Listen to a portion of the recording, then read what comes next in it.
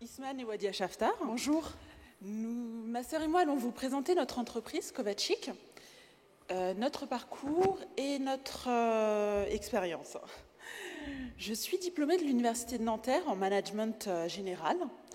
J'ai principalement de l'expérience en contrôle de gestion, ce qui m'a permis d'avoir en quelque sorte une vision des coulisses de l'entreprise. En parallèle, j'ai une véritable passion pour la mode et plus particulièrement les accessoires. J'ai écrit plusieurs articles sur des blogs spécialisés mode. Mon challenge était, et toujours d'ailleurs, d'allier mon envie d'entreprendre à la mode via Internet. Et bien entendu, c'est une aventure que j'ai toujours imaginée avec ma sœur. Nous avons lancé Kovačič en octobre 2012. C'est une plateforme ouverte permettant d'accroître la visibilité de la nouvelle génération de designers internationaux et talentueux. Notre vocation est de faire partager notre passion pour les bijoux et les accessoires de mode contemporaine qui se démarquent des productions de série. Découvrir, promouvoir, rassembler de nouveaux talents. Il s'agit en effet de jeunes créateurs, de créateurs peu connus, mais aussi de créateurs de renom qui ont fait leurs preuves. Les 32 designers de Kovačič ont tous été sélectionnés pour l'originalité de leur création, leur personnalité, les matières nobles utilisées, leur savoir-faire et leur véritable éthique. Donc, ils représentent un luxe unique et rare. Nous sommes concentrés sur des marques niches qui surveillent de très près leur circuit de distribution et qui jouent beaucoup sur l'exclusivité. À cela s'ajoute le fait qu'on a un petit côté ludique. Nos accessoires sont très présents dans les magazines de mode internationaux. Par exemple, en août dernier, nous avons fait la couverture de Teen Vogue USA. L'actrice Emma Watson portait des boucles d'oreilles d'une de nos créatrices. Et ils sont également très présents sur les tapis rouges. Cette année, une de nos pochettes a été portée par une actrice lors de la cérémonie des Oscars, une autre lors des Golden Globes, et une de nos bagues par une actrice aussi lors des Emmy Awards. Donc c'est vraiment Kovačič, c'est vraiment la convoitise, ça veut dire d'ailleurs littéralement dire convoitise, c'est exactement le sentiment qu'on veut susciter chez nos visiteurs quand ils sont sur le site. Et c'est tout ce qui tourne autour d'une tenue, donc aussi bien bijoux, fantaisie, pierres semi-précieuses, chapeaux, collants, sacs, pochettes, écharpes. Notre philosophie, nous avons 3 lignes de conduite. Un luxe conscient. Tous nos accessoires vendus sont faits main dans les ateliers des créateurs eux-mêmes ou dans des ateliers d'artisans. Un luxe équitable. Certains de nos créateurs produisent à l'étranger de manière équitable. Je pense à Deepa Gurnani qui fait faire ses bandeaux dans un village de femmes en Inde qui ont reçu une formation spécifique à cet artisanat.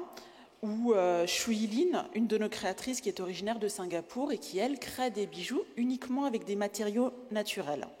Donc c'était vraiment une volonté de proposer des créations respectueuses de l'être humain et de l'environnement.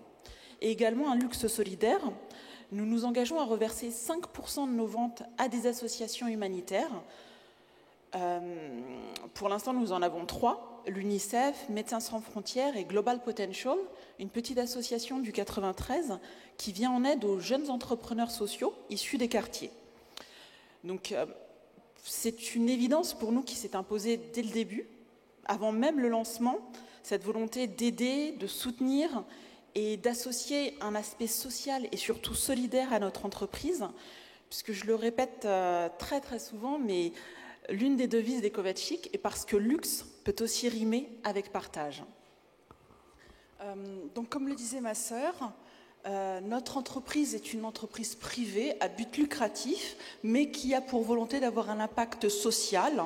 Donc, pour nous, nous avons une philosophie de luxe solidaire. Et en parlant de luxe solidaire, on a cette croyance que le luxe est l'un des derniers marchés ne souffrant pas de la crise financière et qu'il est tout à fait normal que les entreprises travaillant dans ce domaine puissent redistribuer une partie infime ne serait-ce que leur chiffre d'affaires ou prendre en charge des associations ou des ONG, ce que nous faisons. Donc nous ne gagnons pas encore des millions, loin de là, mais au moins nous faisons avec les moyens dont nous disposons. Donc nous nous sommes engagés, en dehors de reverser 5% de nos ventes à des ONG, aussi à participer à des actions citoyennes auprès des lycées de ZEP, notamment le lycée industriel du Blanc-Ménil, dans lequel nous allons intervenir sur l'année 2013-2014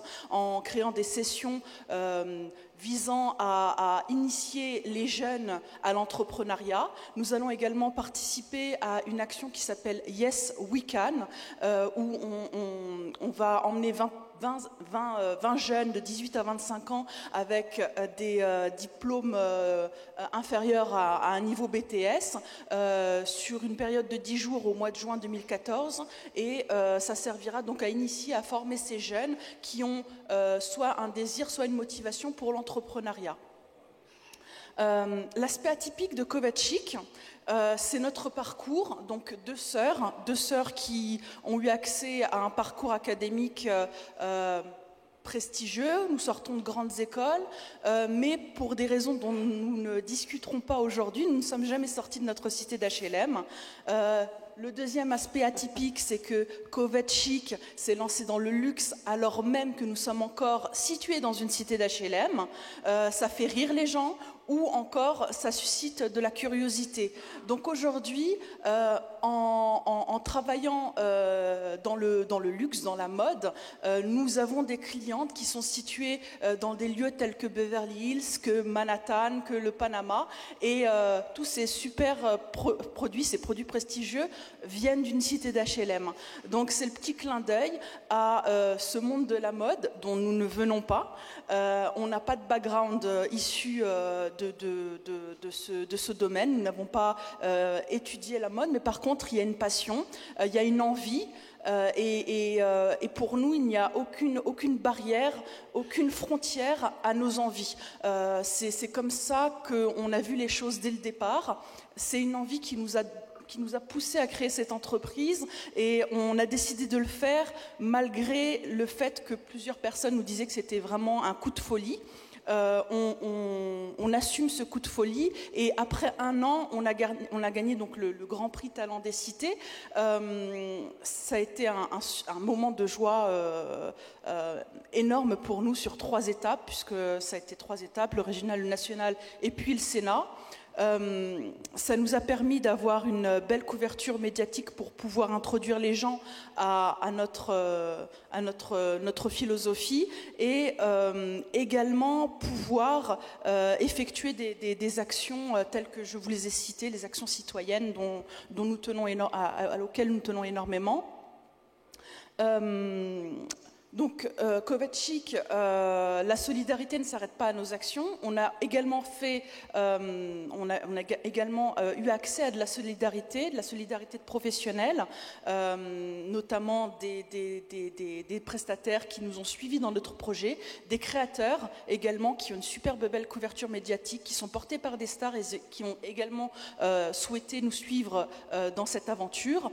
Et l'autre petit clin d'œil, c'est que lors du Grand Prix Talent des Cités, nous avons également été contactés par des journalistes, mais qui avaient encore cette idée de la cité un petit peu misérable, où on viendrait présenter des petites cendrillons qui vendent de la mode depuis une cité. Donc le topo de certains, c'était: bon les filles, on va vous filmer en train de marcher dans la rue dans votre cité d'HLM, puis ensuite vous montrer chez vous, puis on vous filmera en train de travailler depuis votre salon sur votre table à manger. Donc le message, c'est que le combat continue pour nous, qu'on a envie également de retirer cette image négative, ce stéréotype de la part que les gens ont des quartiers.